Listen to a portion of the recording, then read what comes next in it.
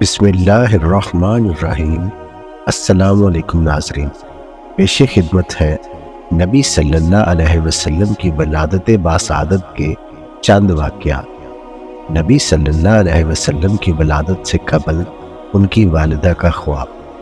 خالد بن معدان الکلئی سے روایت ہے، وہ کہتے ہیں کہ نبی صلی اللہ علیہ وسلم کے چند صحابہ اکرام نے گزارش کی کہ آپ اپنے بارے میں ہمیں کچھ بتائیں۔ آپ نے فرمایا کہ میں اپنے باپ ابراہیم کی دعا اور اپنے بھائی عیسیٰ مسیح کی بشارت ہوں۔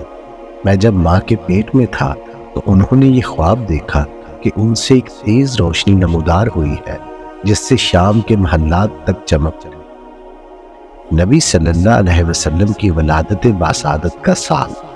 ابن عباس رضی اللہ عنہ سے روایت ہے، وہ کہتے ہیں نبی صلی اللہ علیہ وسلم عام الفیل میں پیدا ہوئے تھے، یعنی اس سال جس میں ابراہ نے ہاتھیوں کے ساتھ مکہ پر حملہ کیا تھا۔ عربی زبان میں فیل کا لفظ ہاتھی کے لیے آتا ہے۔ قرآن مجید کی سورہ فیل میں اسی کا ذکر ہوا ہے۔ اس زمانے میں تاریخ بالعموم اسی طرح کے واقعات کے حوالے سے بیان کی جاتی تھی۔ یہودی کا اپنی قوم کو خبردار کرنا۔ حضرت حسان بن ثابت رضی اللہ عنہ فرماتے ہیں کہ میں 7 یا 8 سال کا قریب البلوغ لڑکا تھا، جو بات سنتا تھا اسے سمجھتا تھا کہ اچانک میں نے ایک یہودی کو یثرب کے بلند مقام پر بلند آواز سے اے گروہ یہود چیختے سنا، یہاں تک کہ جب وہ اس کے پاس جمع ہو گئے تو انہوں نے اس سے کہا، کم بخت تجھے ہوا کیا ہے؟ اس نے کہا، آج رات احمد کا ستارہ طلوع ہو گیا ہے جس میں وہ پیدا ہو گیا۔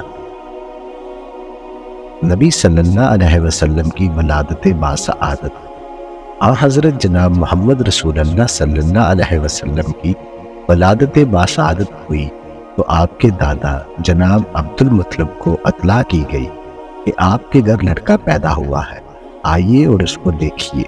وہ آئے اور آپ کو دیکھا، اور آپ کی والدہ حضرت آمنہ سلام اللہ علیہ نے جو کچھ حمل کے زمانے میں دیکھا تھا، جو کچھ کہا گیا تھا اور جو نام رکھنے کا حکم ملا تھا، سب ان سے بیان کیا۔